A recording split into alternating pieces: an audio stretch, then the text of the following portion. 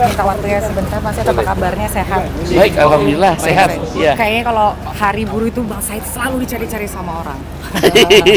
Gimana Bang Said perkembangannya sejauh ini? Kan ini banyak ya tuntutan para buruh sebetulnya kan hampir sama seperti tahun ke tahun. Betul. Apa aja sih yang udah dipenuhi oleh pemerintah dan apa yang masih butuh perhatian lebih?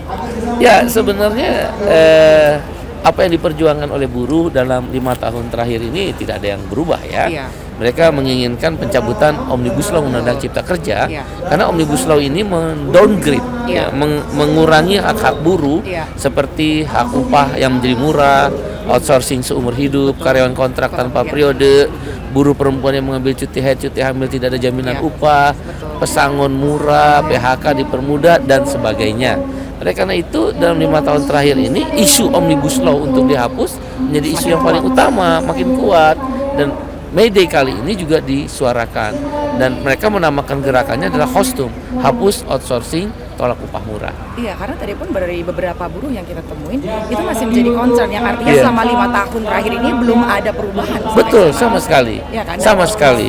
Sejauh ini komunikasi dengan pemerintah atau dengan anggota DPR atau dengan kementerian terkait itu gimana Bang? Kalau dengan DPR kita agak hopeless lah ya, kehilangan harapan. Karena kan undang-undang Omnibus Law ini mereka juga ikut mengesahkan. Seharusnya mereka menjadi barrier atau benteng, guard lah ya, the last guard terhadap kepentingan para buruh dan orang-orang kecil. Tapi ternyata diloskan. Itulah kenapa buruh mendirikan partai buruh, salah satu argumentasinya itu. Yang kedua, dari sisi pemerintah memang belum ada keseimbangan. Kita setuju produktivitas ditingkatkan, kita setuju investasi masuk, kita setuju ada ramah investasi, kita setuju mengejar economic growth growth pertumbuhan ekonomi. Tapi secara bersamaan yang kita minta adalah keseimbangan.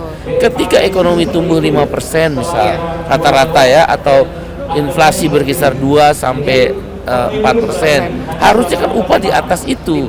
Sebagaimana PNS TNI Polri naik 8% kan dari inflasi plus pertumbuhan ekonomi. Tapi buruh yang mempunyai daya beli yang kuat hanya naik 1,58% di bawah inflasi 2,8%. Artinya daya beli mereka juga akan semakin melemah. Melemah dan artinya nombok 1% tiap bulan, nggak naik gitu loh, kira-kira begitu. Dan itu akan ada targetnya nggak kalau dari teman-teman buruh bahwa ada 1-2 poin yang harus bisa dipenuhi tahun ini? Karena tadi inflasi itu kan setiap tahun akan terus naik gitu loh. Betul. Yang pertama kami mengharapkan Mahkamah Konstitusi mengabulkan gugatan yang diajukan oleh Partai Buruh dengan KSPI dan KSPSI AGN, sehingga kita harapkan klaster ketenaga kerjaan antara lain outsourcing dihapuskan, kembali kepada sistem pembatasan outsourcing 5 jenis pekerjaan, kemudian upah berdasarkan survei kebutuhan hidup layak, ya KHL, bukan istilah sekarang batas bawah batas atas, yang kemudian terjadilah nilai kenaikan upah minimum di bawah inflasi itu, ya. Kemudian kita harapkan karyawan kontrak juga ada periodenya, jangan terus dikontrak seumur hidup, ratusan kali nggak ada ujungnya, ya kan. Kemudian juga buruh-buruh perempuan ada jaminan kepastian dibayar upah ketika dia mengambil cuti haid dan cuti melahirkan. Dan yang paling penting TKA ya, tenaga kerja asing. Ini kalau dia selalu tidak dikontrol ya, tidak melalui kitas dan imtak izinnya itu oleh Menteri Tenaga Kerja secara tertulis dikeluarkan, itu membuat unskilled workers yang sekarang terjadi di Morowali, Konawe dan beberapa tempat penambangan nikel lain, itu unskilled workers atau buruh kasar Cina banyak bekerja. Itu kan merebut pekerjaan orang lokal. Sementara negara harus hadir untuk memberikan pekerjaan, lapangan pekerja untuk orang Indonesia, bukan hanya orang asing. Bukan hanya orang asing, bukan hanya orang kaya. Fakir miskin anak terlantar itu dipelihara oleh negara. Betul sekali. Nanti kita tanyakan itu ke perwakilan pemerintah. Terima kasih. Terima kasih, Mbak. Selamat siang. Sampai jumpa. Sehat Terima kasih. Terima kasih.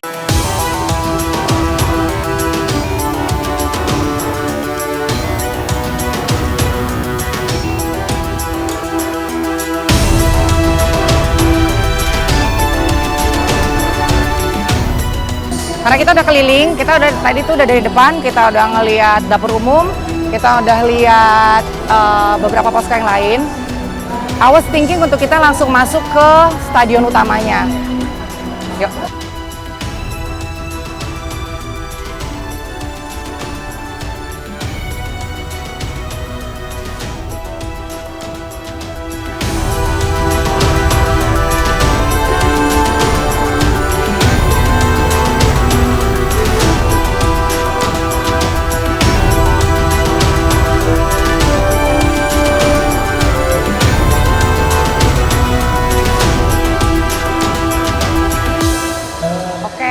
kita udah ada di Stadion Madia sekarang, bahwa di sini yang nantinya akan menjadi puncak acara untuk Hari Buruh 2024. Bisa dilihat di sekitar ini udah dipenuhi oleh teman-teman buruh, cuma memang masih belum lengkap ya, karena masih ada sebagian juga yang ada di luar. Terus Mas Said Iqbal, Andi Gani juga masih di luar. Dan nantinya semua akan dikumpulkan di sini. Dan kita akan sama-sama mengikuti jalan ya May Day 2024 kali ini.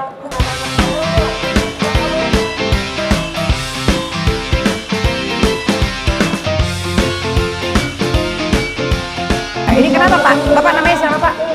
Luki Sanger. Luki? Luki Sanger. Oke, panggilannya Pak Luki ya? Ya, Luki. Pak Luki tadi aku lihat dari depan juga udah dengan kostumnya Oh gitu. iya. Kenapa Pak? Ya. Kenapa? Memang Iya. keharusan atau? Iya, dimintakan oleh Presiden Partai Buruh, Bung Said Iqbal, semua pimpinan Exco Partai Buruh se-Indonesia, yang kebetulan kita sebelum kegiatan hari ini, kita punya Rakornas. Ada Rakornas Partai Buruh yang dilaksanakan di Bogor. Baru selesai kemarin dan hari ini dalam puncak May Day ya kita bersama-sama dengan kawan-kawan serikat buruh, serikat pekerja yang ada di Pakainya kostum. Jakarta ini, dan kita dimintakan untuk memakai baju daerah. tapi Ini ada- Kalimantan Barat. Tapi ada maknanya nggak? Bagaimana? Ada maknanya Ini nggak? untuk memperkenalkan pakaian daerah itu Ya. ke wilayah Indonesia yang 38 Lebih. provinsi itu kan. Ya. Budaya nasional kan? Oh, berarti lebih untuk hanya untuk membumikan ya Iya. pakaian daerahnya. Kalau dari Kalimantan Barat kan budaya Melayunya. Iya. Kirain karena mewakili daerahnya gitu kan, supaya buruh-buruh di daerah Kalimantan bisa gitu, dari daerah Memang, mana tuh memang. tetap oh gitu juga, itu Ya. juga ada situ ya. Saya kebetulan Oke, Ketua oke. Partai Buruh Provinsi Kalimantan Barat, Oh. sekaligus mewakili teman-teman Partai Buruh yang ada di Kalimantan Barat. Kalau teman-teman Partai Buruh Kalimantan Barat gitu, Iya. apa sih yang disuarain? Yang disuarain, Ya Pak, mungkin akan hampir mirip gitu ya, tapi apa yang paling digaungkan? yang pertama itu masalah tenaga kerja ya, karena kita misalnya sekarang itu jelas tuntutan kita itu tolak Undang-Undang Cipta Kerja Omnibus Law kan. Itu yang utama, karena itu memang untuk menjaga nasib ataupun kemaslahatan terutama para buruh. Karena kalau buruh itu tidak tidak dilayani dengan baik, kasihan dong mereka, walaupun di tempat saya 185 buruh pekerja formal kan, tapi mereka mewakili ada istri, ada anak, ada keluarga Sama lain. juga berarti Iya. yang dialami di daerah Bapak itu juga hampir sama ya? Lagian juga masih banyak masalah-masalah agraria. Iya. Masalah ke tanah itu masih land reform itu masih banyak yang bermasalah. Nah, itu yang kita suarakan supaya tanah-tanah yang milik daripada masyarakat harus dikembalikan. Jangan cuma janji-janji saja. Gitu. Ya. Berarti sebenarnya pada intinya semua yang disuarakan sama ya, bagaimana para buruh ini dilindungi oleh negara sebetulnya, hak-haknya. Bapak ada yang mau disampaikan? Ya, kalau Bapak tadi itu dari Kalimantan Barat, saya Sulawesi Utara. Di samping saya Ketua Exco Partai Buruh Provinsi Sulawesi Utara, saya juga Ketua Konfederasi Serikat Buruh Sejahtera Indonesia Provinsi Sulawesi Utara. Ya. Ya. Berarti kalau dari Bapak sendiri, yang sebetulnya ingin disampaikan, karena ini kan sebenarnya terjadi setiap tahun. Iya. Ya, yang diharapkan kami selaku partai dan serikat buruh, serikat pekerja, agar pemerintah ya bisa melihat ya, karena buruh adalah bagian integral dari bangsa ini yang perekonomian negara juga ditentukan oleh buruh dan pekerja. Ya, betul. Sehingga jangan diabaikan. Tolong hak pekerja itu harus dihargai. Jadi upah jangan upah murah. Ya, harus upah layak. Harus upah layak supaya betul-betul pekerja dan buruh yang ada di Indonesia ini betul-betul bisa merasakan kesejahteraan daripada pemerintahan yang ada. Ya, syukur puji Tuhan ada presiden yang baru, Pak Prabowo Subianto. Ya, mudah-mudahan dengan pemerintahan yang baru ini Ada ya bisa keberpihakan merubah ya. bisa merubah nasib daripada pekerjaan buruh yang ada di Indonesia, khususnya di Sulawesi Utara. Khususnya Sulawesi. Ya. Siap, terima kasih Bapak. Thank you.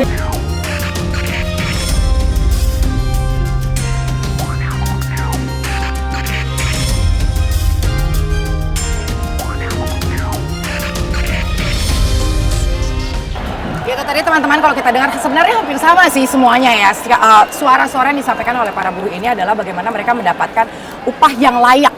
Sebetulnya begitu. Bagaimana mereka sebagai salah satu pihak yang juga berkontribusi terhadap pertumbuhan ekonomi negara ini bisa dihargai, bisa dianggap kurang lebih seperti itu. Tapi kan memang nggak semuanya apa yang inginkan, apa yang jadi tuntutan para buruh itu bisa dipenuhi dengan cepat dan juga dipenuhi sekali semua. Pasti ada tahapan-tahapannya. Sekarang kita berharap aja bagaimana ada komunikasi dan juga kerjasama, baik itu antara pemerintah, pengusaha, dan juga para buruh bisa sama-sama berjalan beriringan supaya kesejahteraan buruh bisa tercapai, keberlangsungan usaha para pelaku usaha juga bisa tercapai, dan bagaimana pertumbuhan ekonomi suatu negara juga bisa tercapai. Balik lagi, supaya Indonesia unggul, Indonesia maju bisa tercapai. Persoalannya hari ini, jangankan di daerah-daerah yang jauh dari pusat kekuasaan, yang wilayah Jabotabek pun sering terjadi masalah gitu ya, terjadi pelanggaran-pelanggaran.